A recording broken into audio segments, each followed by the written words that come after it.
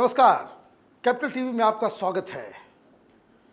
उदयपुर के कन्हैयालाल के केस के बाद जब से जांच शुरू हुई है, अब पता चलने लगा है कि ये दो जो आरोपी हैं वो कोई आम आरोपी नहीं हैं, बल्कि वो पाकिस्तान के आतंकी संगठन के लिए एक स्लीपर सेल की तरह काम कर रहे थे।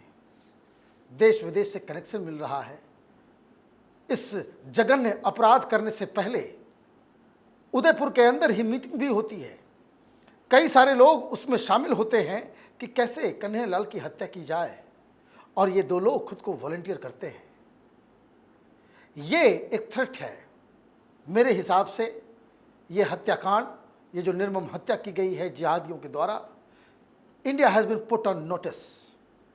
ये एक बड़ी चुनौती बनकर हिंदुस्तान के सामने मंडरा रहा है, और इस चुनौती से कैसे निपटा जाए, इस चुनौती की वजह क्या है, ये जानने और समझने के लिए हमारे साथ मेजर जनरल एसपी सिन्हा साहब हैं। सर, आपका बहुत बहुत स्वागत है। ये बताइए, ये बीमारी आखिर किसी एक व्यक्ति, दो व्यक्ति या किसी गुमराह हुए व्यक्ति का है, या कोई एक लार्जर प्रॉब्लम है विच मस्ट बी एड्रेस्ड? ये बहुत बड़ा लार्जर इशू है।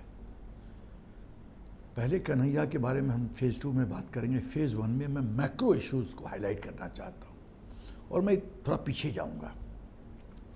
1947 में देश आज़ाद हुआ। धर्म के आधार पे पाकिस्तान बना। सब मुसलमान भाई पाकिस्तान क्यों नहीं गए?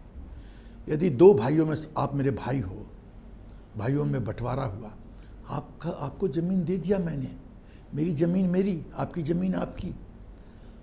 आपके बच्चे आपकी ज़मीन पे क्यों नहीं गए? हमारे ज़मीन पे क्यों बैठे हुए हैं? Question number 1। दूसरी बात जो मैं कहना चाहता हूँ, इसमें पाकिस्तान की स्ट्रेटजिक सोच क्या थी, क्या षड्यंत्र था? और उस षड्यंत्र का नाम है गज़वाए हिंद। तीसरी बात, जो लोग गंगा जमुना तहजीब की बात करते हैं, उनसे मैं कुछ सवाल पूछना चाहता हूँ, और क्योंकि फौजी हूँ तो ज़्यादा जिलेबी नहीं गढ़ूंगा। लाग लपेट आप जानते ना, नहीं। ना, बुलेट फॉर्म में स्ट्रेट ठक ठक बुलेट फॉर्म में बोलूँगा। पहला चीज़, मैं मुसलमान भाइयों से पूछना चाहता हूँ, धर्म बड़ा है कि राष्ट्र बड़ा है? धर्म बड़ा है। दूसरा चीज़, जिन मुसलमान भाइयों को वंदे मातरम कहने से कष्ट है, तिरंगा से कष्ट है, प्रो पाकिस्तान स्लोगन उठाते हैं, तिरंगा का अपमान करते हैं, क्या देश ऐसे चलेगा? एक और बिंदु, जब वो अपने ग्रंथों को कोट करते हैं, सेक्रेड बुक्स को कोट करते हैं कि हिंदूज काफिर हैं, मार दो इनको, हिंदू आइडल को वर्शिप करते हैं, डिस्ट्रॉय कर दो उनको, उनके एजेंट्स खाने में इंजेक्शन लगाते हैं, डालते हैं कि हमारी बहनें गर्भवती न बनो और बर्थ कंट्रोल हो, वो पार्टी में खाने में यदि वो रहते हैं कोई वेटर के रूप में या कोई सर्विस करने वाले, उसमें खाने में थूकते हैं, लव जिहाद करते हैं, लैंड जिहाद करते हैं। बांग्लादेशी और रोहिंग्याज गैर कानूनी तरीके से हिंदुस्तान में आते हैं, और यहाँ के पॉलिटिकल सिस्टम लोग वोट बैंक की राजनीति के कारण उनका आधार कार्ड बनवाते हैं, सब कुछ करते हैं। समस्या कहाँ है? समस्या देखिए, हम लोग को जब मैं छोटा था तो बड़े बुजुर्ग कहते थे, तेल तेल से मिलता है, दूध दूध से मिलता है, तेल और बाकी इसके साथ नहीं मिल सकता। तो आप ये जो कह रहे हैं, तो क्या ये जो गंगा जमनी तहजीब, ये पॉसिबल नहीं है क्या? भाई मेरे, जैसा मैंने कहा, तेल तेल से मिलता है। सोच में, परसेप्शन में फ़र्क है। एक हम लोग कंपेयर करते हैं एप्पल और नारंगी को। एक कहता है हिंदू काफिर है, मार दो, मंदिरों को डिस्ट्रॉय कर दो, जब मौका मिले मार दो, पायस जो मंथ है उसको छोड़ के बाकी किसी महीने में मौका मिले मार दो। जब ये मार धार की बात होती है तो गंगा जमुना तहजीब आता कहाँ से है? और उसका स्वरूप हम देख रहे हैं, चाहे कन्हैया हो चाहे कोई भी हो। भाई, जो नुपुर ने कहा और वो किसी परिप्रेक्ष्य में कहा, तो जाकिर नायक ने तो वही बात कहा है। हजारों लोगों ने कहा ये बात, कोई नई बात तो थोड़ी जाकिर है। नायक का उसका तो मर्डर करो ना फिर। नहीं, वो नहीं करेंगे। तो सवाल यह है कि एक चीज़ और मैं कहना चाहता हूं कि तो ये जो मैक्रो इश्यूज़ है, मैं देख रहा हूं कि यहाँ के पॉलिटिकल सिस्टम हिंदुस्तान को, मुस्लिम को सिर्फ और सिर्फ वोट बैंक की तरह इस्तेमाल करते हैं। उनका भला नहीं करते, मैं कन्विंस्ड हूँ। उनको वोट बैंक की तरह इस्तेमाल करते हैं। और क्या वोट बैंक? मल्टीप्लाई करो पॉपुलेशन, उनको अपने इन्फ्लुएंस में रखो, और वो समझ नहीं रहे हैं कि किस अग्नि के साथ वो खेल रहे हैं। जिस दिन इनकी पॉपुलेशन बढ़ी, ये सब कुछ खेल खत्म हो जाएगा। ना कोई संविधान रहेगा, ना कुछ नहीं रहेगा। जो लोग उनको सपोर्ट कर रहे हैं, सबसे पहले तो उनको लात लगेगी। ये सत्ता पे बिना गोली चलाए बैलेट के माध्यम से ये सत्ता कैप्चर कर लेंगे। ये खतरा है, देश को ये समझने की जरूरत है। आज ही रिपोर्ट आई कि 2035 में हम लोग चीन से भी ज़्यादा दुनिया के सबसे पॉपुलस नेशन बन जाएंगे। तो ये है, एक हिंदू है जो पैसिव है, टॉलरेंट है, जो सबका विकास, सबके वसुधैव कुटुंब में विश्वास करता है। एक ये कौम है जहाँ मदरसों में जहर घोला जाता है बच्चों को कि हिंदू काफिर है, मार दो, और मारने के बाद तुम वो अल्लाह का सर्विस कर रहे हो, तुमको जन्नत मिलेगी, 72 हूर मिलेगी, वहाँ शराब की नदियाँ बड़ी, पता नहीं क्या क्या सपने दिखाते हैं। इतनी अच्छी बात यदि होती तो मैं पूछना चाहता हूँ, ये मौलवी अपने बच्चों को जिहादी क्यों नहीं बनाते? जो बड़े बड़े लोग हैं मुस्लिम में धर्मान हैं, वो अपने बच्चों को क्यों नहीं जिहादी बनाते? ये गरीब बच्चों मुसलमानों को क्यों जिहादी बनाते हैं? तो ये जो खतरा है ना, ये देश को समझना पड़ेगा। अब ये बताइए कि ये तो सारे लोग जान रहे हैं कि हम उस क्रिटिकल पोजीशन पे पहुंच गए हैं कि जहां पे बहुत सोच और गंभीरता के साथ इस प्रॉब्लम को सॉल्व करना होगा। आज खबर आई कि राजस्थान में कई शहरों में जुलूस वगैरह भी निकाला गया, हिंदू सड़कों पे आ रहे हैं। लेकिन एक बात बताइए कि भाई कन्हैया लाल का जो मुद्दा है कि उसको जो मारा गया और जिस हिसाब से इसमें इंटरनेशनल लिंक्स मिल रहे हैं, तो ये क्या समझा जाए कि ये जो दो आरोपी, ये गौस मोहम्मद और रियाज अंसारी, ये सिर्फ उदयपुर में है या पूरे देश भर में भी बैठे हुए फैले हुए हैं? इसके पहले मैं एक सलूशन देना चाहता हूँ, इस खतरा से कैसे निकलना है। हाँ। जितने मुस्लिम जिहाद करते हैं, किसी तरह से PFI के सदस्य हैं, और जो भी ये अपना दौलते, ये जो भी है दावत इस्लामी, जिस ऐसे ऐसे संगठन के सदस्य हैं, उनके परिवार का राइट टू वोट खत्म किया जाए। हाँ, ये एक सलूशन हो सकता है कि जो लोग इस तरह की गतिविधियों में शामिल हो, उनको डेमोक्रेटिक प्रोसेस से बाहर कर दिया जाए। क्योंकि आपको डेमोक्रेसी में बिलीव नहीं है।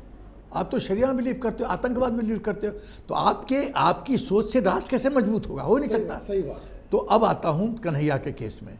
ये कन्हैया के केस में हुआ है, ये कन्हैया सिर्फ एक पॉन है, नुपुर शर्मा एक पॉन है। ये जो बिगर पिक्चर है वो ये है कि हिंदुस्तान को गजवाए हिंद बनाना है, और इसमें सबसे जो प्रमुख प्लेयर है वो पाकिस्तान है। पाकिस्तान ये रियाज अंसारी और गौस मोहम्मद को 45 दिन पाकिस्तान में ट्रेन करता है। उसके पास 10 पाकिस्तानी सिम्स मिलते हैं। उसको बोला जाता है ट्रेनिंग दे के कि हिंदुस्तान में जाओ और स्लीपर सेल्स की तरह रहो, और हम बताएंगे कि कब अंजाम देना है।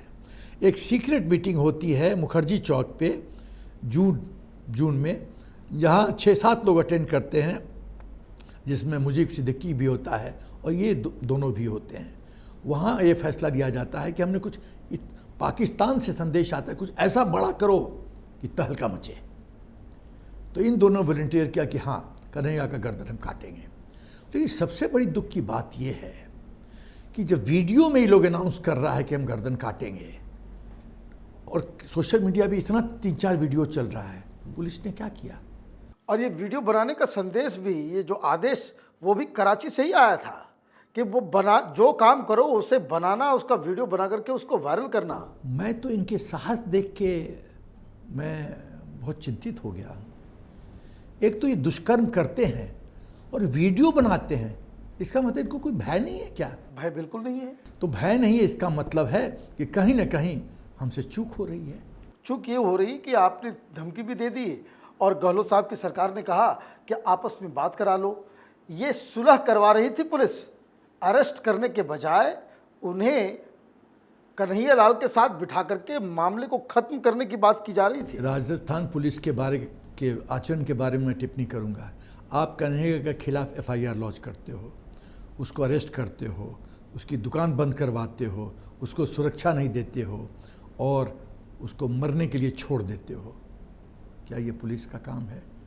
जब आपको खतरे की नोटिस आ गई, फिजिकल प्रोटेक्शन क्यों नहीं दिया गया? फिजिकल प्रोटेक्शन जहाँ से खतरे के साथ साथ आपके पास फ़ोन नंबर है, लोगों की आइडेंटिटी है, आपको इमीडिएटली गिरफ्तार करना चाहिए था, क्योंकि ये मसला सेंसिटिव है। और जब देखिए हर एक स्टेट में आईबी के भी लोग होते हैं, इंटेलिजेंस एजेंसीज के लोग होते हैं, जो कि डेली बेसिस पे मुख्यमंत्री को इनपुट जाता है। राइट। हमारी आर्मी में भी जो एमआई है, मिलिट्री इंटेलिजेंस है, उसका इनपुट डेली आर्मी कमांडर को जाता है। Daily from div to corps to command जाता है और एनालिसिस होता है। जब आर्मी कमांडर का हम लोग का कॉन्फ्रेंस होता है, एमआई का सेपरेट मतलब प्रेजेंटेशन होता है। सवाल ये है कि जब ये इनपुट अवेलेबल था, इंटेलिजेंस एजेंसीज को पता था, फिर एक्शन क्यों नहीं हुआ? क्यों नहीं एक्शन हुआ? वोट बैंक की वजह से। बट वोट बैंक, हम जानते हैं कि एक पॉलिटिकल पार्टी दिल्ली में किस तरह से वोट बैंक की राजनीति के तहत रोहिंग्यास को सेटल कर रही है। मतलब राष्ट्र डूब जाए लेकिन हम इनका वोट लेके हम सत्ता में बने रहे। यही दुर्भाग्य है इस देश का। और जब तक, और मुझे लगता है कि अब वक्त आ गया है कि जैसे गुरु गोविंद सिंह ने सरदारों को, सिखों को कहा था, या उनके एक गुरु ने कि तुम 5 चीज़ रखोगे अपने पास, उसमें कृपान भी था। वक्त आ गया है कि हिंदुओं को अपने पास कोई छोटा अस्त्र रखना चाहिए। ये तो बहुत ही एक्सट्रीम सोल्यूशन आप दे रहे हैं। नहीं तो ये तो भाई सिख में गुरुओं ने कहा था कि आपको अपने आप को सुरक्षित करना चाहते हो मुसलमानों से, तो आपको एक छोटा सा कृपान रखना पड़ेगा। नहीं, कृपान तो रख सकते हैं आप, ये बात कह सकते हैं, लेकिन दायित्व तो यहाँ पे राज्य सरकारों की है, जिनके पास वहाँ के लॉ एंड ऑर्डर की जिम्मेदारी है। दायित्व है, लेकिन दायित्व को कौन निभा रहा है? मैं एक छोटा सा उदाहरण देना चाहता हूँ तुष्टीकरण की। मतलब इतनी हद हो गई तुष्टीकरण की कि जब मिस्टर ओबामा ने पूछा मनमोहन सिंह से कि जब ताज पे अटैक हुआ तो आपने पाकिस्तान को क्यों नहीं सबक सिखाया, तो बोलते हैं गलत संदेश हिंदुस्तान के मुसलमानों की तरफ जाता, इसलिए हमने कोई एक्शन लिया। हमारे देश का प्रधानमंत्री कह रहा है एक फॉरेन कंट्री के प्रेसिडेंट से कि हमने हरकत नहीं किया क्योंकि गलत संदेश जाएगा। इससे ज़्यादा और क्या बदकिस्मत का इससे ज़्यादा और क्या हो सकता है? तो कुल मिलाकर के आप यही कहना चाह रहे हैं कि ये दिस इज़ ऑल बिकॉज कि हिंदुस्तान में कुछ पॉलिटिकल पार्टीज ये अपीजमेंट का एक गंदा खेल खेलती है, इसलिए हिंदुओं की जान जा रही है। एक और बिंदु कहना चाहता हूं। हाँ, बताइए। तुलसीदास कहे थे बिन भय होत न प्रीत गोसाई। जब तक जो लोग कानून में हाथ लेते हैं, जो आतंक करते हैं, जब तक उनको ये संदेश नहीं जाएगा कि इसकी उनकी बहुत बड़ी कीमत चुकानी पड़ेगी, तब तक वो सुधरने वाले नहीं हैं। जब तक वो सोचेंगे हिंदूज पैसिव हैं, तब तक ये खेल चलता रहेगा। तब तक आज कन्हैया मरा है, कल दत्ता सिंह मरेगा, बंता सिंह मरेगा, नाम बदलेगा, मृत्यु हिंदू की होगी। आपका बहुत बहुत धन्यवाद। इस बड़े ही सेंसिटिव इशू के ऊपर क्या क्या किया जा सकता है और उसको आपने एनालाइज किया, आपका बहुत बहुत धन्यवाद। ये बात सही है, जनरल साहब ने जो बात कही कि जब तक भय नहीं होगा तब तक ये बीमारियां खत्म नहीं होगी। राजस्थान में इसलिए हुआ क्योंकि वहाँ योगी आदित्यनाथ के जैसा मुख्यमंत्री नहीं है। बड़े बड़े जिसको कह सकते हैं खूंखार किस्म के लोग उत्तर प्रदेश में रहते हैं, लेकिन उत्तर प्रदेश में इस तरह की घटना सुनाई नहीं देती और ना ही उनकी हिम्मत पड़ती है कि वहाँ पे पुलिस और प्रशासन के डर से जिस हिसाब से चीज़ें नियंत्रित रहती है, काश ये सारे राज्यों में हर जगह पे ये सारी चीज़ें होती। अगर आपको ये वीडियो पसंद आया हो तो आप इसे लाइक करें, शेयर करें और हमारे चैनल को सब्सक्राइब करें। धन्यवाद।